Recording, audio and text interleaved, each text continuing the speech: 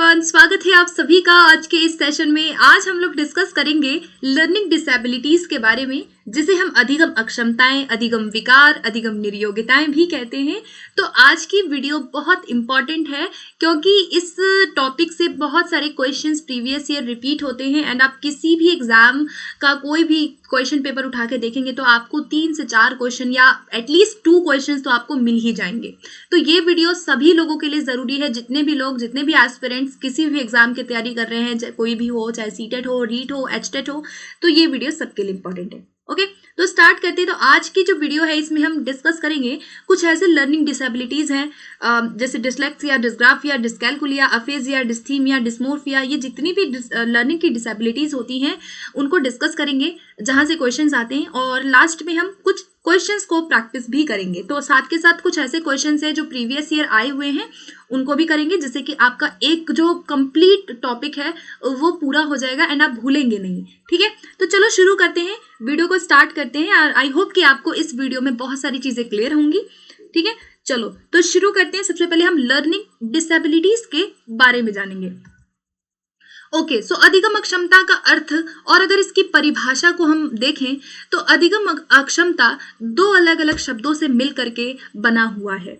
अधिगम का मतलब होता है सीखने से और अक्षमता का मतलब होता है किसी भी क्षमता का अभाव होना या उसकी अनुपस्थिति होना। तो इसका क्या मतलब आपको समझ में आया कि अधिगम अक्षमता है कि जब भी लर्निंग में किसी भी एक क्षमता का या एक से अधिक क्षमता का अगर हमारे अंदर अभाव हो जाता है, उसे हम अधिगम अक्षमता कहते हैं। अब सबसे इंपॉर्टेंट चीज यहाँ पर एक चीज है, काफी सारे क्वेश्चन जो है प्रीवियस ईयर, ये क्वेश्चन अब ऐड हो चुका है कि अधिगम अक्षमता का जो शब्द है वो सबसे पहले सर्वप्रथम प्रयोग किसने किया था।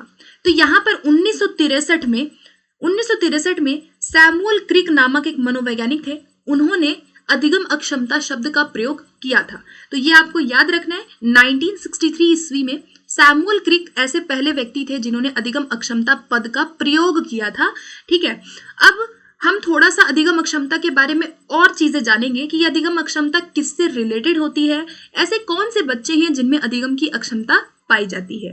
ठीक है, तो अधिगम अक्षमता को वाक हो, भाषा, पठन हो, लेखन, अंकगणित या ऐसी किसी भी प्रक्रिया में, एक या एक से अधिक प्रक्रियाओं में अगर हमारी मंदता हो, कोई विकृति हो, कोई अवरुद्ध विकास हो, उसे हम अधिगम की अक्षमता कहते हैं। ठीक है, अब आपको ये चीज ध्यान रखनी है गाइस कि अधिगम अक्षमता जो है, अगर आपके पढ़ने में, लिखने में, लेखन में, पठन में, इन सब चीजों में या अंक गणित में कोई अक्षमता है, अभाव है, तो उसी को हम अधिगम अक्षमता मानेंगे।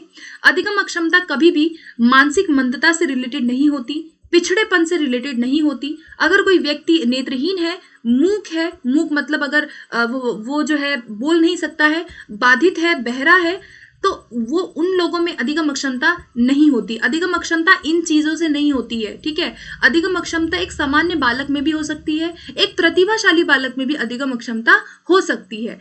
किसी भी एक एस्पेक्ट में, चाहे वो लिखने से रिलेटेड हो, पढ़ने से रिलेटेड हो, हमारे मेंटल मूड से या हमारे न्यूरॉन से रिलेटेड हो, उन चीजों को हम अधिगम अक्षमता में शामिल करते हैं। और अधिगम अक्षमता कोई पिछड़ा बालक है उसके अंदर, अगर ऐसा नहीं है कि उसके अंदर होगा, या अगर कोई नेत्रहीन बालक है तो ऐसे बच्चों में अधिगम अक्षमता नहीं होती है। अधिगम अक्षमता ऐसे बच्चे हैं जो सामान्य भी हो सकते हैं और जो है उनकी बुद्धि कम भी हो सकती है। ठीक है, तो ये आपको याद रखना है।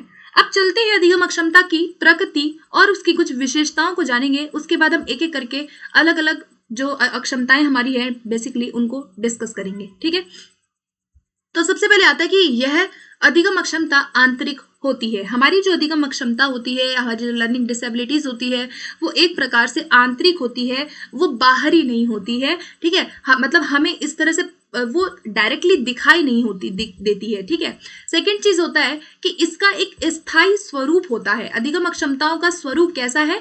स्थायी है, अर्थात यह व्यक्ति के जीवन में आजीवन विद्यमान रहता है। याद रखिएगा, अधिगम अक्षमता जो होती है उसको काफी हद तक हम कम कर सकते हैं। हम डिफरेंट मेजर्स के थ्रू, हम अभ्यास के थ्रू, या हम उस बच्चे पे ध्यान दे करके उस अक्षमता को काफी हद तक कम कर सकते हैं, लेकिन हमें जड़ से मिटा नहीं सकते हैं। इसीलिए अधिगम अक्षमता की प्रकृति कैसी है? स्थायी होती है। मतलब अगर किसी व्यक्ति में अधिगम की कोई भी डिसेबिलिटी है तो वो जड़ से नहीं हटेगी, हम उसे कम कर सकते हैं, ठीक है, हम उसे सुधार सकते हैं। थर्ड चीज आती है कि यह समस्या केंद्रीय तंत्रिका तंत्र से संबंधित है। एक जैविक समस्या ये हमारी होती है, मतलब जो हमारी हेरिडिटी से हो, जो बायोलॉजिकली हो, जो हमारे ब्रेन में किसी भी कमी के कारण, डिसफंक्शन के कारण होती है। नेक्स्ट आता है, यह अन्य प्रकार की विकृतियों के साथ भी हो सकता है। जो हमारी लर्निंग डिसेबिलिटी होती है ना, वो ऐसा नहीं है कि एक चीज है तो एक ही रहेगा। हो सकता है कि एक बच्चे को अगर डिसलेक्सिया है तो उसको आगे चल के डिस्ग्राफिया भी हो जाए। हो सकता है कोई बच्चा है, वो अगर लिखता गलत है, डिस्ग्राफिया है उसको, तो हो सकता है कि उसको पठन में भी कठिनाई आए, हो सकता है उसको डिसलेक्सिया भी हो, या हो सकता है कि वो इमोशनली भी अच्छा ना हो, उसको डिस्टर्बेंस हो इमोशनली।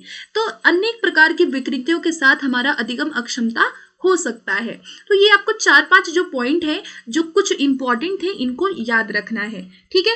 अब हम चलते हैं अधिगम का जो अक्षमताएं हैं हमारी, या जो विकृतियां हैं, डिसेबिलिटीज हैं, वो कितने प्रकार की होती है, और मैंने सभी प्रकारों को यहाँ ऐड करने की कोशिश की है।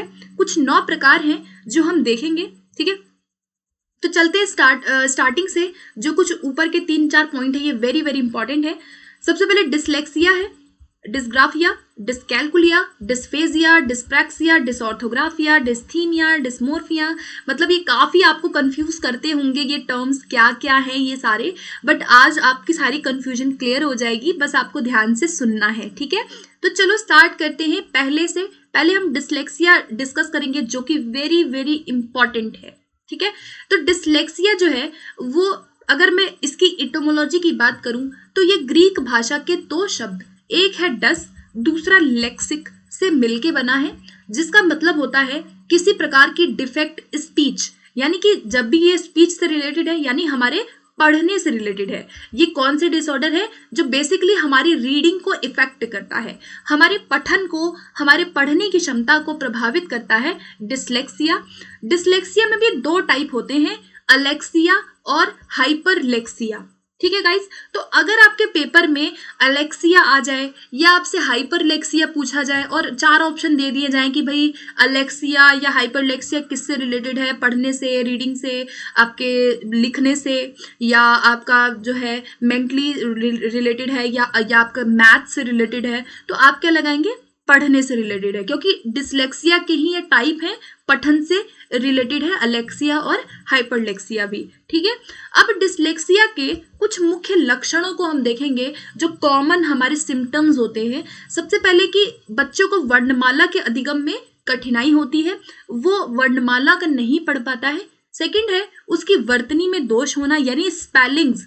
वर्तनी का मतलब है कि स्पेलिंग गलत बोलता है, स्पेलिंग को गलत तरीके से पढ़ता है। मतलब अगर एक बच्चे को डॉग पढ़ना है तो वो डॉग को गॉड पढ़ेगा, ठीक है। तो ये क्वेश्चन पूछा जाता है, डॉग को गॉड पढ़ लिया, या वो मान लो कि वॉस को सॉ पढ़ रहा है, वॉस को क्या पढ़ रहा है? सॉ पढ़ रहा है, तो ये वर्तनी में दोष होता है। थर्ड आता है कि शब्दकोश का अभाव होना, बहुत अधिक शब्दों को नहीं जान पाता है, ना उन्हें यूज कर पाता है।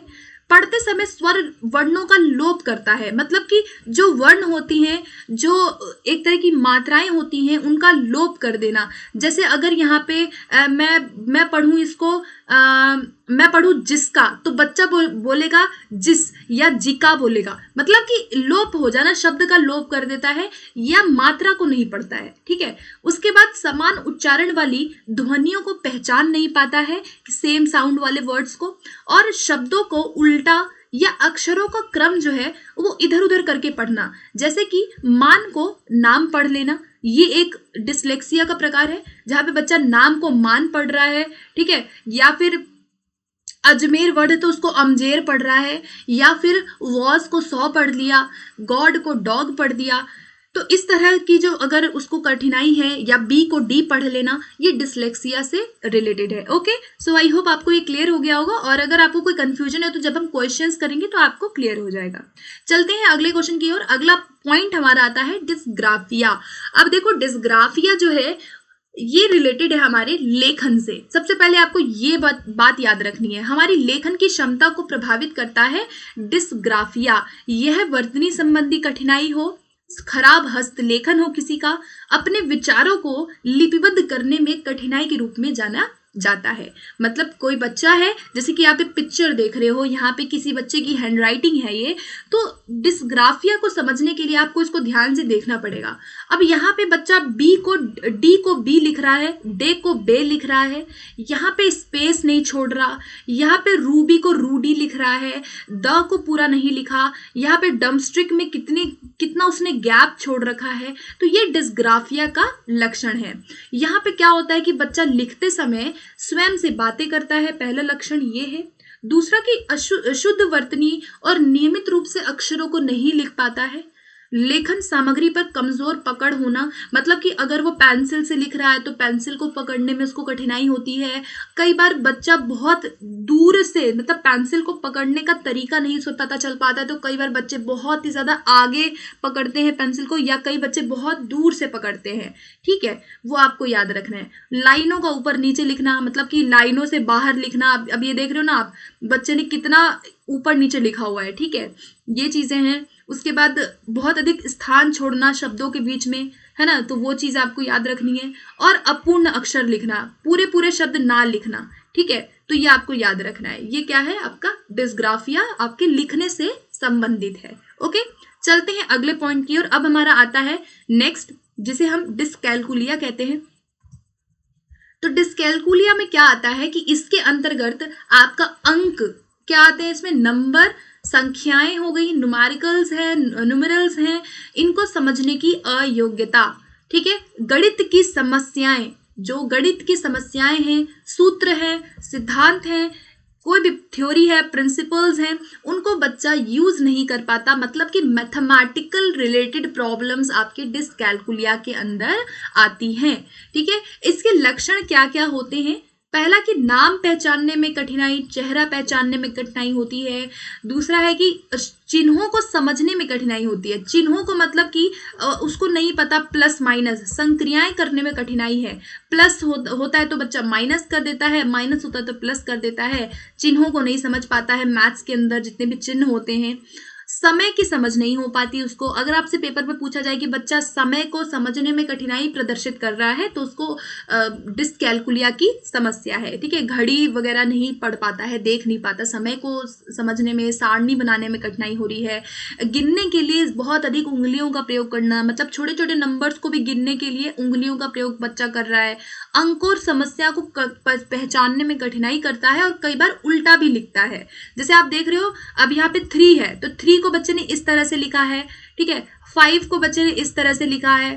तो ये क्या है कि ये 3 को उल्टा लिख रहा है। ठीक है, तो ये अंकों को नहीं समझ पा रहा, 5 को नहीं समझ पा रहा कि 5 कैसे लिखते हैं। तो ये हमारे डिस्कैलकुलिया से रिलेटेड है। ठीक है, नेक्स्ट अगला देखते हैं। अगला डिसऑर्डर आता है हमारा डिस्प्रैक्सिया, या जिसे हम अप्रैक्सिया भी कहते हैं। वेरी वेरी इंपॉर्टेंट है, काफी जो क्वेश्चंस हैं यहाँ से भी आ रहे हैं, तो इसीलिए इसको ऐड किया हुआ है यहाँ पर। ठीक है, तो देखो, डिस्प्रैक्सिया और अप्रैक्सिया दोनों ही सेम चीजें हैं। दोनों हमारी मोटर एबिलिटी से रिलेटेड है। किससे रिलेटेड है, हमारी कोऑर्डिनेशन से, हमारी जो सूक्ष्म और गतिक कौशल होते हैं, हमारे बेसिकली साइकोमोटर डोमेन से रिलेटेड है। ठीक है, अगर मैं डिस्प्रैक्सिया की बात करूं, तो डिस्प्रैक्सिया में हमारा पार्शियल लॉस होता है। मतलब डिस्प्रैक्सिया थोड़ा सा पार्शियल लॉस होता है अगर हमारे कोऑर्डिनेशन में कोई प्रॉब्लम है, हम किसी भी तरह के मूवमेंट को नहीं कर पा रहे हैं, हम गेस्चर्स को अच्छे से नहीं कर पा रहे हैं, तो वो आपका डिस्प्रैक्सिया है, जो कि थोड़ा कम होता है। लेकिन अगर मैं जो अप्रैक्सिया की बात करूं, तो अप्रैक्सिया को हम तब यूज करते हैं इस टर्म को जब कंप्लीट लॉस हो जाए उस एबिलिटी की। आपको समझ आ रहा है दोनों में फर्क क्या है। अगर आपसे डिस्प्रैक्सिया पूछेगा या अप्रैक्सिया पूछेगा, दोनों ही चीजें हमारी मोटर एबिलिटी, हमारी जो चीजों को पकड़ना है ना, स्थूल मोटर क्रियाएं जो होती हैं, सूक्ष्म मोटर क्रियाएं, लिखना, दौड़ना, साइकिलिंग करना, ये चीजें हमारी डिस्प्रैक्सिया मतलब हमारे मूवमेंट से रिलेटेड है दोनों। लेकिन अगर डिस्प्रैक्सिया है तो वो थोड़ा कम लॉस होता है उसमें। अप्रैक्सिया जो है जिसमें बिल्कुल कंप्लीटली वो पर्सन कुछ भी नहीं कर पा रहा है, उसे हम अप्रैक्सिया में शामिल करेंगे। ठीक है, आपको ये याद रखना है। अब यहाँ पे इसकी कुछ कुछ चीजें होती हैं। पहला कि स्थूल और सूक्ष्म गति कौशलों में उसको कठिनाई होती है। ठीक है, स्थूल कौशल क्या होते हैं, जो हमारे ग्रॉस मोटर स्किल्स होते हैं। ग्रॉस मोटर स्किल्स में क्या आएगा, जैसे कि मान लो डांसिंग करना, जंपिंग करना, रनिंग, ठीक है, रनिंग करना, स्विमिंग करना, जंपिंग करना, राइडिंग करना, कूदना, ये चीजें हमारी ग्रॉस में आएगी। और सूक्ष्म कौशलों में क्या आएगा, पकड़ना चीजों को, लिखना, ठीक है, राइटिंग से जिसमें हमारे उंगलियों का यूज होता है, फाइन हमारी स्किल्स होती हैं। तो इन दोनों ही हमारी कौशलों में कठिनाई जब होती है तो वो हमारी डिस्प्रैक्सिया या अप्रैक्सिया कहलाता है। अब यहाँ पे डिस्प्रैक्सिया से पीड़ित बच्चों में पहली बात कि उसका जो मोटर योग्यताएं हैं यानी मोटर एबिलिटी है वो उसकी इफेक्ट होती हैं। चीज़ों को पकड़ने में कठिनाई है, जैसे कि ब्रश करने में उसको कठिनाई हो रही है, जूतों के फीतों को बांधने में उसको कोऑर्डिनेशन नहीं हो पा रहा है, मतलब कि उसको अगर मान लो उसको लिखना है तो लिखने में वो कोऑर्डिनेट नहीं कर पा रहा ढंग से, उसका दिमाग कोऑर्डिनेट नहीं कर पा रहा है, तो वो आपका डिस्प्रैक्सिया या अप्रैक्सिया होता है। ठीक है गाइस, तो आप ये जैसे पिक्चर देख रहे हैं ना, ये सारी चीजें आपके किससे रिलेटेड है। अगर इन सभी चीजों में व्यक्ति को कहीं ना कहीं लॉस है वो आपका डिस्प्रैक्सिया से रिलेटेड है। और अगर मैं इसके रीजन की बात करूं तो रीजन बेसिकली इसका ज्यादातर हमारा मेंटल होता है, हमारे न्यूरॉन से रिलेटेड, हमारे दिमाग में कोई ऐसी कठिनाई होती है, इस वजह से ये सारी चीजें होती हैं जिससे बच्चा कोऑर्डिनेट नहीं कर पाता है। ठीक है, तो ये आपको याद रखना है। चलते हैं अगले हमारे डिसेबिलिटी के टाइप की तरफ। नेक्स्ट आता है हमारा डिस्फेजिया या जिसे हम अफेजिया भी कहते हैं। अब देखो डिस्फेजिया एंड अफेजिया ये दोनों सेम चीजें हैं। अगर आपसे डिस्फेजिया अफेजिया पूछेगा तो इसे हम वाचघात कहते हैं, वाचघात कहते हैं, जो कि हमारे कम्युनिकेशन की शक्ति को छीन लेती है या हमारे कम्युनिकेटिव एबिलिटी को प्रभावित करती है। ठीक है, यह हमारी लिखित और मौखिक अगर हमारी जो भाषा है उसको व्यक्त करने, उसको समझने की शक्ति को प्रभावित करती है। ठीक है, तो आपका अफेजिया और डिस्फेजिया जो है वो स्पीच से रिलेटेड है, जहां पे बच्चा कोई है वो स्पीक ट्रबल उसको होता है, क्लियरली बातों को बोल नहीं पाता, किसी की बात को समझ नहीं पाता है, उसको लिखने में यहाँ पे प्रॉब्लम हो जाती है, रिमेंबर नहीं कर पाता है, वर्ड्स को नहीं याद कर पाता है, रिटन को नहीं समझ पाता है। तो आपके यहाँ पे बोलने से रिलेटेड होता है अफेजिया। ठीक है, अब देखो डिस्फेजिया के लक्षण है कि छोटे छोटे वाक्यों का इस्तेमाल करना बोलते समय, कही गई बात को समझ नहीं पाता है, बोलने में परेशानी है, किसी शब्द को याद करने में प्रॉब्लम है, पढ़े व लिखे हुए को अर्थ को नहीं जान पाता है। ठीक है, अब देखो ये जो डिस्फेजिया है और अफेजिया है इसमें एक फर्क क्या है कि अगर अफेजिया जो है, अगर अफेजिया होगा तो बहुत ज्यादा उसको ज्यादा प्रॉब्लम है, मतलब complete loss of speech and comprehension abilities. समझ आई बात। अब जैसे देखो ऐसा ही है बिल्कुल जैसे डिस्प्रैक्सिया अप्रैक्सिया मैंने बताया है ना, डिस्प्रैक्सिया है तो कम लॉस है, अप्रैक्सिया है कंप्लीट लॉस। ऐसे ही यहाँ पे अफेजिया तब होगा व्यक्ति को जब उसको बिल्कुल ही कंप्लीट लॉस होता है स्पीच और कॉम्प्रिहेंशन में।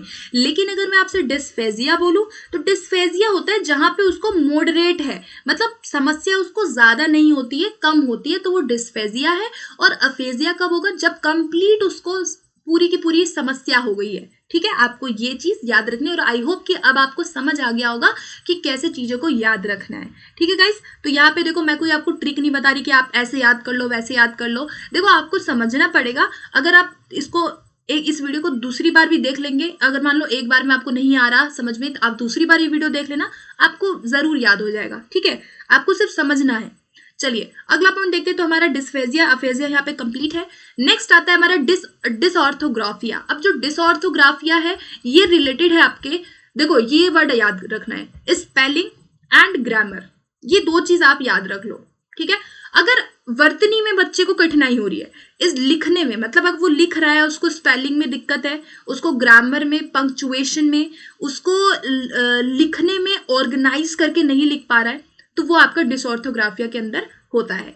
ठीक है, it is a learning disability that interfere with an individual ability to spell, मतलब स्पेल करना, करेक्टली बोलना पाना या लिख ना पाना, बहुत सारे ग्रामेटिकल एरर करना इसके अंदर आएगा। जैसे यहाँ पे एक एग्जाम्पल है, आई गो टू स्कूल। अब बच्चे को लिखना है आई गो टू स्कूल, इसको लिख रहा है आई गोड टू स्कूल। ठीक है, कितना गलत लिखा। आई को ई वाई ई आई लिख रहा है, गो टू को वो GODE गोड लिख रहा है, इस वाले टू को वो ये वाला टू लिख रहा है, स्कूल को वो SKUL लिख रहा है। तो इस तरह की प्रॉब्लम, ये स्पेलिंग और ग्रामर से रिलेटेड प्रॉब्लम होती है जो कि हमारा डिसऑर्थोग्राफिया के अंदर आता है। ठीक है, तो इसमें आपको इतना ही याद रखना है, बहुत ज्यादा डिटेल में नहीं पूछा गया है, बस मैंने ऐड कर दिया है। ठीक है, इंफॉर्मेशन के लिए। चलते हैं अगले पॉइंट की ओर। अगला पॉइंट आता है हमारा डिस्थीमिया। डिस्थीमिया देखो क्या होता है, इसको हम बहुत ज्यादा डिटेल में नहीं देखेंगे, बेसिक सी चीज है कि डिस्थीमिया में क्या होता है कि एक व्यक्ति है, उसके अंदर नेगेटिविटी है, ओवर स्लीपिंग होना या बहुत ही कम सोना।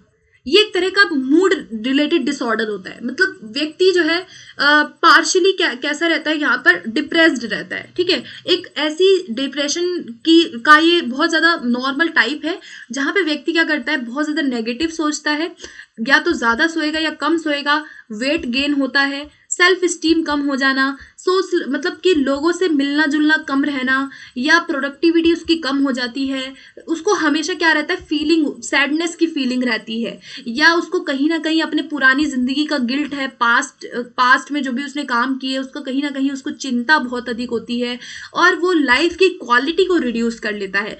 मतलब व्यक्ति यहाँ पे कैसा रहता है, हमेशा उदास रहना, या किसी भी तरह से अगर उसके लाइफ में सब कुछ भी ठीक है फिर भी वो क्या रहता है, इस चीज से वो फील करता है, नेगेटिव फील करना। ठीक है, ये सारी चीजें क्या है, डिस्थीमिया से रिलेटेड है। ठीक है, तो गाइस एक क्वेश्चन आया था इसीलिए मैंने इस वाले पॉइंट को ऐड किया है। डिस्थीमिया उस ऑप्शन में था जो हम आगे डिस्कस करेंगे, तो इसको याद रखना। ये कैसा डिसऑर्डर है, ये मूड रिलेटेड है, जहाँ पे एक व्यक्ति है उसको थोड़ा सा डिप्रेशन होता है। ठीक है, बहुत सीवियर नहीं होता है बट मॉडरेट टाइप का होता है। ठीक है, चलिए अगला पॉइंट देखते हैं। नेक्स्ट आता है हमारा डिस्मोर्फिया।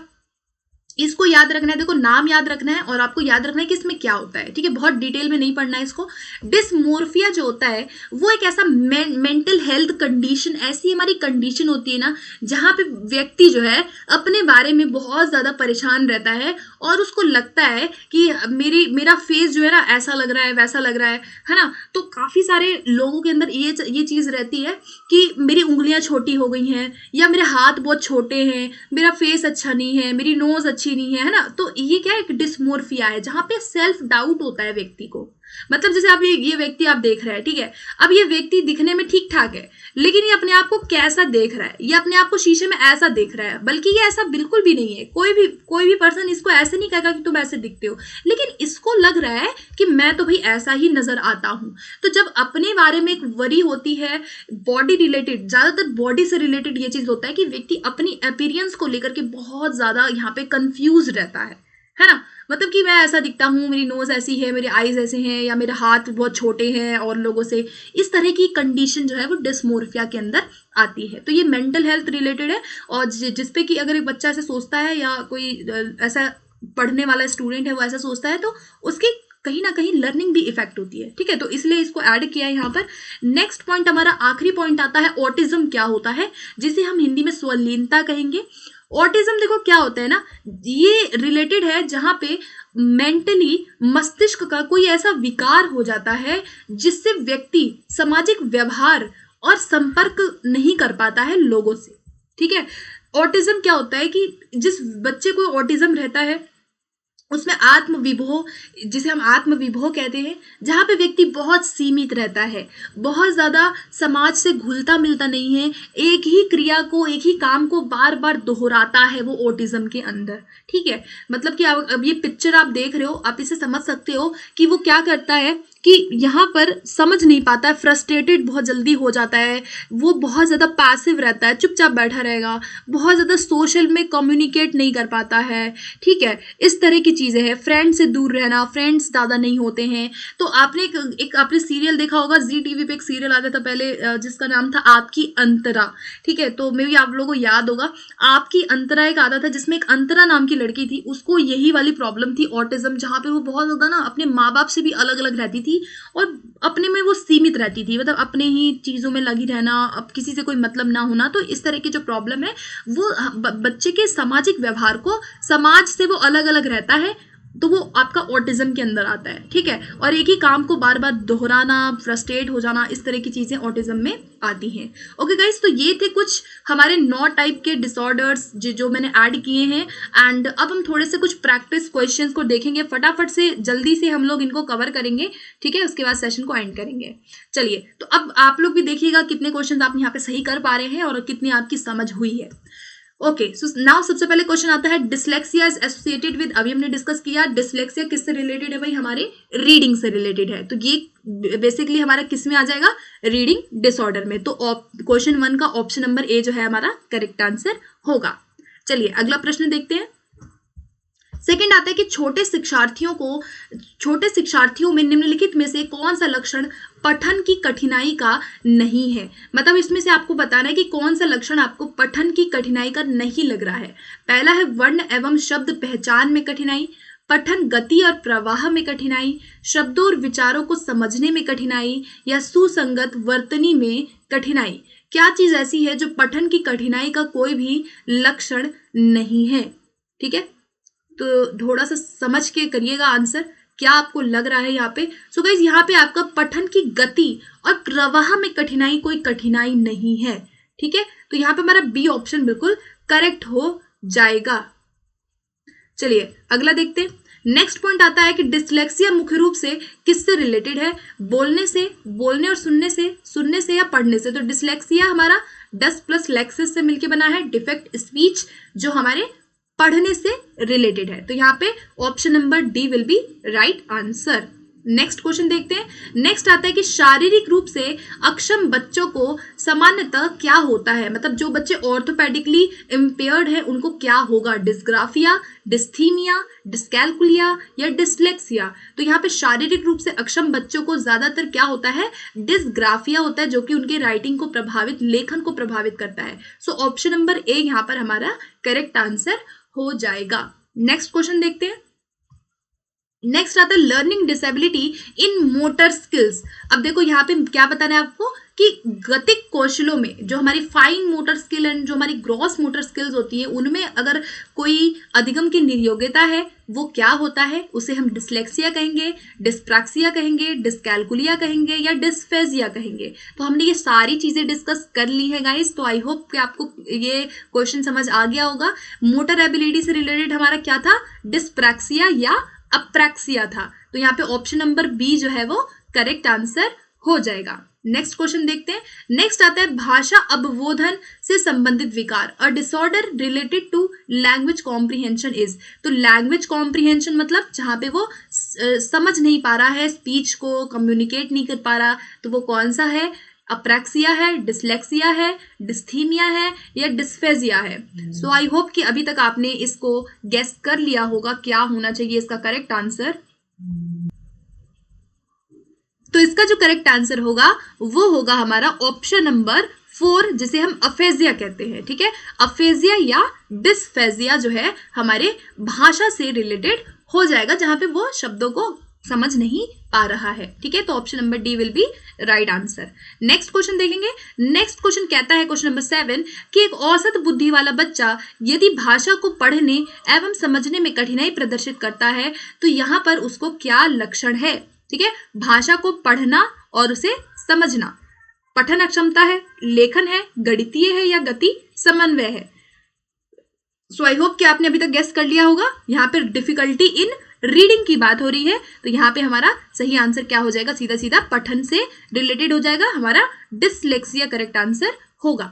अगला प्रश्न देखते हैं। अगला क्वेश्चन नंबर 8 कहता है deficiency in the ability to write associated with impaired handwriting is a symptom of, यानी कि विकृत लिखावट। अगर किसी व्यक्ति के लिखावट विकृति है तो उसको कौन सी एक अधिगम की अक्षमता हो सकती है? वो हमारी सीधी सीधी क्या होगी? डिस्ग्राफिया होगी। ठीक है, तो डिस्ग्राफिया हमारे लिखने से रिलेटेड हो जाएगा। ठीक है, चलिए अगला प्रश्न देखेंगे। क्वेश्चन नंबर 9 कहता है कि निम्न में से कौन सी डिसलेक्सिया की विशेषता नहीं है। अब आपको बताने कि इसमें से डिसलेक्सिया की कौन सी कैरेक्टरिस्टिक नहीं है। पहला है वाचन परिशुद्धता, गति तथा बोध की समस्याएं। दूसरा, सीधे या उल्टे हाथ के प्रयोग के संबंध में निश्चय।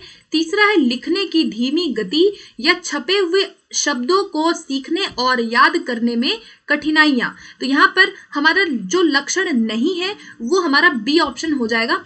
देखो यहाँ पर है कि आपका सर्टेनिटी टू राइट और लेफ्ट हैंडनेस, तो ये डिपेंड करता है व्यक्ति पे, है ना, कि वो लेफ्ट से लिखेगा या वो राइट से लिखेगा। ये आपके डिसलेक्सिया के अंदर नहीं आएगा। लिखने में कठिनाई है या आपके लिखने से रिलेटेड है तो डिसलेक्सिया से संबंधित नहीं है। ठीक है, अगला देखते हैं। नेक्स्ट आता है the term use to describe reading disability is. पठन अक्षमता प्रयोग के लिए कौन सा शब्द होता है? पढ़ने में अगर कठिनाई है तो अभी हमने डिस्कस किया, क्या होगा हमारा करेक्ट आंसर? यहाँ पे डिसलेक्सिया होगा। अगला प्रश्न देखते हैं। क्वेश्चन नंबर 11 कहता है कि dyscalculia is a problem related to the problem of. Dyscalculia जो है, जिसको हम संगणक अक्षमता समस्या कहते हैं हिंदी में, वह किससे रिलेटेड है? तो डिसकैलकुलिया हमारी गणितीय गणनाओं के करने से रिलेटेड है। तो doing mathematical calculation is the right answer. Next question देखेंगे।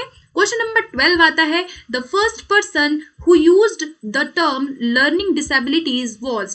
कौन ऐसा व्यक्ति है जिसने अधिगम अक्षमता या अक्षमात शब्द का प्रयोग किया था? तो हमने क्या डिस्कस किया था गाइज? 1963 में सबसे पहले जो है अधिगम अक्षमता शब्द का प्रयोग सैमुअल क्रिक ने किया था। तो ऑप्शन नंबर बी इसका हमारा सही जवाब हो जाएगा।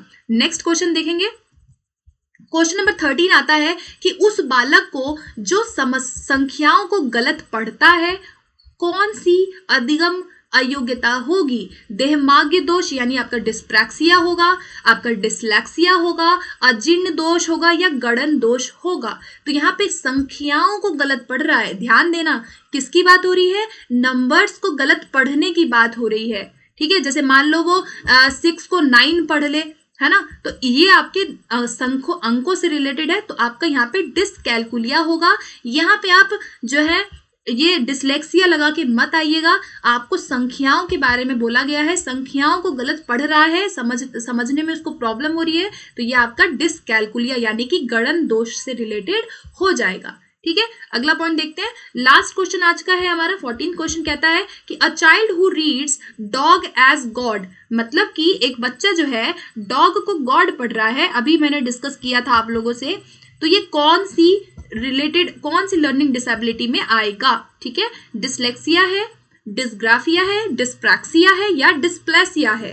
तो ये जो लर्निंग डिसेबिलिटी है जहां पे वो डॉग को गॉड पढ़ रहा है तो ये आपके पठन से रिलेटेड होगा, यानी कि dyslexia will be right answer. Okay guys, so ये थे कुछ आज के क्वेश्चंस, कुछ लर्निंग डिसेबिलिटी के टाइप। आई होप कि आपको ये जो सेशन है ये आपको बहुत अच्छा लगा होगा। एंड अगर कोई भी आपको डाउट, किसी भी क्वेश्चन, किसी भी पॉइंट में डाउट या आपको कोई सजेशन देना है तो आप मुझे ज़रूर दीजिएगा। तो सेशन को एंड करते हैं और चैनल को सब्सक्राइब कीजिएगा अगर आप पहली बार हैं। इसी तरह की वीडियोस के लिए आप सब्सक्राइब कर सकते हैं, सपोर्ट दे सकते हैं। ओके गाइस, और आप टेलीग्राम ग्रुप ज्वाइन कर सकते हैं। अगर आपको इसका पीडीएफ चाहिए तो आप टेलीग्राम ग्रुप ज्वाइन कर लीजिए, जिसका लिंक आपको वीडियो के डिस्क्रिप्शन में या कमेंट सेक्शन में मिल जाएगा। ओके, सो मिलते हैं फिर नेक्स्ट वीडियो में। Thank you.